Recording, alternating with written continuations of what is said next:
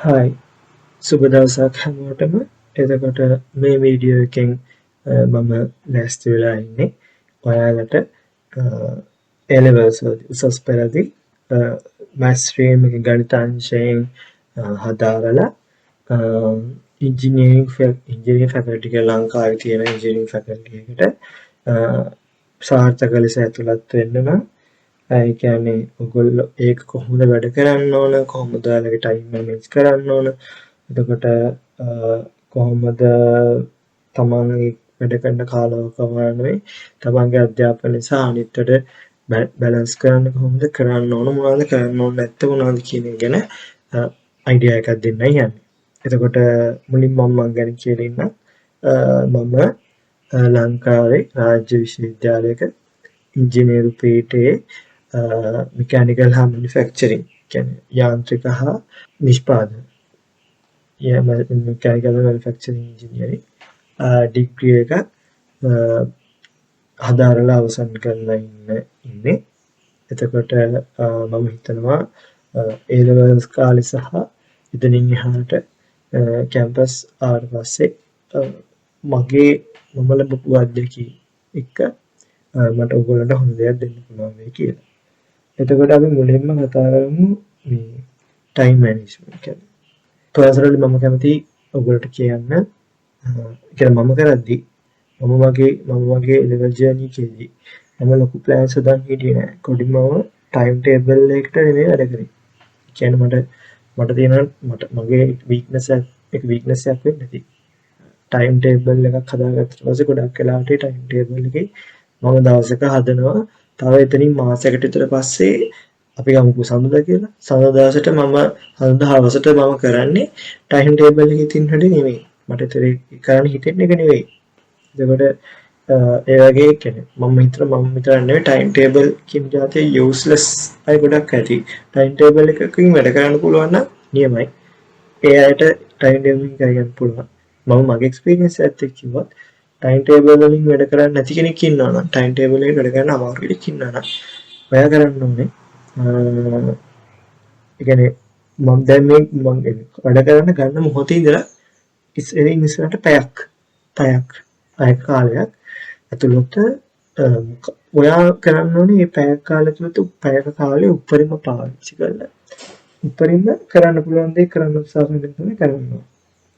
එතකොට ඒ වගේම ඊළඟට අපි කතා කරොත් එහෙම ඒ ටයිම් මැනේජ්මන්ට් ඉතින් එහාට කියන්න තියෙන්නේ ඕගොල්ලෝ හැමතිස්සෙම උත්සාහ කරන්න ඕනේ දවසේ තමයි නිදාගන්න එකට පැය 8ක් තියාගන්න. ඒ පැය 8න් එහාට උපරිම පැය 8ක් ඕගොල්ලන්ට ඇතිනම් පැය 6ක් ඇති. පැය 6ක් පැය 8ක් අතර ප්‍රමාණයක් නිදාගන්න තියාගන්න. එතනින් එහාට තමන් හැරිලා ඉන්න දවසේ කාලේ තමන් ක්ලාසස් යනවා, රිවිෂන් යනවා, ඉස්කෝලේ යන කියන්නේ ෆස්ට් මුල් කාලේ ඉස්කෝලේ යනවා, ප්‍රැක්ටිකල් කරන්න යනවා. එතකොට ඒ කාලය අතුරුනම් අතහැරියාම ඉතුරු කාලේ තමන් ගෙදර ඉන්න කාලේ පුළුවන් තරම් එක අවධානයකින් ඒ තියෙන කාලේ දශම තප්පරයක් අනාස්ති කරන්න නැතුව වැඩ ගන්න උත්සාහ කරන්න. එතකොට කියන්නේ මේ ලෙවල් එකට අදාළව කියන්නේ අපි සමහර ගයිඩන්ස් එක කියන්නේ ටීචර්ස්ලා හොයාගනිද්දී ඒ කියන්නේ මෙතනදී මට හයිලයිට් කියන්නේ ඒක ඉතින් මට මට වීඩියෝ එකකට රෙකමන්ඩ් කරන්න බෑ ඔයාලා මේ ගුරුන්ට යන්න කියලා. මොකද මේ වීඩියෝ එක අහනවාම එක දිස්ත්‍රික්ක එක හෝ එක පළාතක මම ඉන්න පළාත විතරක් ඉන්න අය නෙවෙයි. ඒකට රට වටේම ඉන්න අය විදියට ඔයගොල්ලන්ට කියන්නේ හොඳ ගුරුවරු ඕන තරම් ඉන්නවා ලංකාවේ. හොඳ උසස් පෙළ ගුරුවරු ඕන තරම් ඉන්නවා ලංකාවේ. බයෝ මැත්ස් ෆිසික්ස් කෙමිස්ට්‍රි තුනටම දාලා. එතකොට ඒකෙන් හොඳම ගුරුවරු තෝරගන්න අනිවාර්යෙන්ම ඔයගොල්ලන්ට පුළුවන්. ඒකදී පුළුවන් ඔයාලගේ කියන්නේ ඔයාලගේ පැත්තේ කැම්පස් ගිහපු ජීවින් ගිහපු උඩ උර්දුලාර වඩා වැඩිමල් අයියලාගේ අක්කලාගේ විස්තර දැනගෙන ඒ ක්ලාසස් ගැන හොයාගන්න. ඒ වගේම කියන්නේ එතනින් එහාට කියන්න තියෙන්නේ දැන් ඔය මේ මම ඉලව කරන කාල ට්‍රෙන්ඩ් එකක් තිබ්බා මේ ඒ කියන්නේ විශේෂයෙන් ෆිසික්ස් වල. ඒ කියන්නේ මුලින් ඉඳලා ක්ලාස් යනවා ආයි අන්තිම පාඩම් කියලා මුණින් කරනවා ආයි මැද ඉඳලා දෙපැත්තට කරනවා වගේ අමුතු දේවල් කරනවා. ඉතින් ඒක ගැන මගේ මතය මම කිව්වොත් එහෙම හරියට වැඩ කරන කෙනෙක්ට ඒ වගේ දෙයක් වුණා වෙන්නේ නැහැ.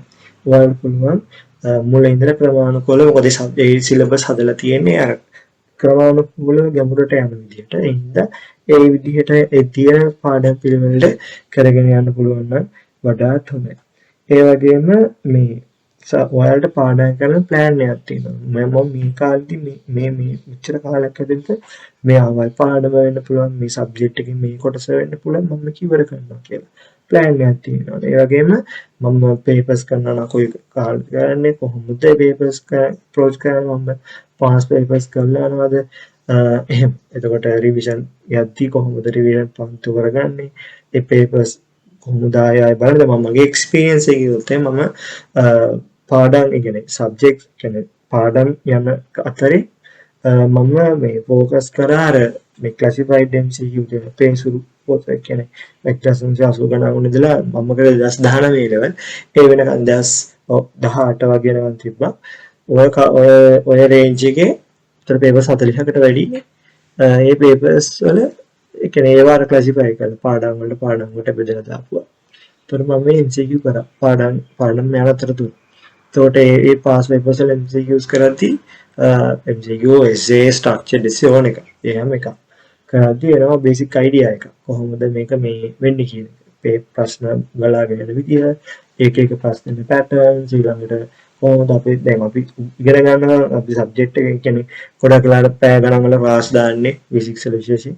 එතකොට නින්ද යනවා ක්ලාස් වල අපිට ගොඩක් වෙලාවට තේරෙන්න දෙන්න පුළුවන් මොකටද මේක ඕන කියලා. එතකොට අර විදිහට අපි මේක බලුවහම ඒ කියන්නේ ස්ට්‍රක්චර්ඩ් MCQs එක්ක යන්න ගත්තාම ඒ ප්‍රශ්න කරන්න ගත්තාම අපිට තේරෙනවා මේ පාඩමේ මේ කොටස මෙන්න මේ තරම මේ වගේ ප්‍රශ්න ටික උස්ලා තියෙනවා කියලා. අන්න ඒ විදිහට ඒක මම කියන ගත්තේ ප්ලෑන් එකට. ප්ලෑන් එකක් තියෙනවා මම ඒ කියන්නේ ඔයාලා ප්ලෑන් එකක් ඇතුව ඒ ප්ලෑන් එක වැඩ කරනවා මම මේ පාඩම ඉවරෙද්දි මේ විදිහට MCQ ඉවර කරනවා කියලා. ඒ වගේ හරි ප්ලෑන් එකක් තියෙනවා. ඒ වගේම ඔයාලට ප්ලෑන් එකක් නැත්තම් අපිට පුළුවන් ඔයාලා වෙනුවෙන් ස්ටඩි ප්ලෑන්ස් හදලා දෙන්න. මේ වීඩියෝ එක බලන ඔයාට හරියට ප්ලෑන් එකක් හදාගන්න බැරි නම් හෝ හරියම ප්ලෑන් එකක් නැත්තම් හෝ තියෙන ප්ලෑන් එක අසාර්ථක නම් අපි කන්ටැක්ට් කරගන්න අපිට පුළුවන් ඔයාලට ප්ලෑන් එකක් සුදුසු ප්ලෑන් එකක් හදලා දෙන්න. ඒ වගේම මේ එතනින් එහාට කියන්න තියෙන්නේ මේ ලෙවල් කරන කාලය තුලත සෝෂල් මීඩියාස් වලට ඔයාගේ ෆෝන් එකත් එක්ක නිකන් ගත කරන කාලය පුළුවන් තරම් සීමා කරන්න පුළුවන් නම් හොඳයි. සීමා කළ යුතුයි. මොකද ඔයාට ඉජිනි ෆැකල්ටි එකට යන්න ඕන නම් ඒ වගේ කියන්නේ ඉහළ තැනකට ඉහළ ඒ වගේ ලොකු ටාගට් එකක් තියන් වැඩ කරන කෙනෙක්ට අර වගේ දේවල් කියන ඕන නැති දේවල් සීමා කරලා Tamanට අවශ්‍යම දේවල් විතරක් ඒ Taman දවසේ පැය 24 ඇතුලේ කරන්න සිද්ධ වෙනවා. ඒකට අනිවාර්යෙන්ම ඔයාලගේ මේක තියෙන්න ඕනේ අර ඕන නැති දේවල් නොකරින්. ස්පෝර්ට්ස් වගේ දේවල් ඒවා අපේ ඒ ශාරීරික ව්‍යායාම දේවල් එතකොට අපේ ගෙදරත් එක්ක කතා බහ කරලා අපි එහෙම ඉන්න ඕනේ කියන කාලෙක නැතුව කාමරයකට වෙලා මේ වැඩ කරගෙන ඉන්නවා කියන එක නෙමෙයි මම ඉතින් අදහස් කරේ. අපේ කියන්නේ ෆිසිකල් ලයිෆ් ස්ටයිල් එක සහ කියන්නේ ෆිසිකල් මෙන්ටල් කියන දෙපැත්තම ඒ ලයිෆ් ස්ටයිල් ඒ දෙකටම හොඳ උචිත දේවල් හැමදෙස්සම කරන්න උත්සාහ ගන්නවා. එතකොට මේ දේවල් එක මම හිතනවා ඔයාලට බේසික් අයිඩියා එකක් හම්බුණා කියලා. එතනින් එහාට අපෙන් දැනගන්න තියෙන දේවල් ගැන අපිව contact කරන්න. Thank you very much. Thank you for listening.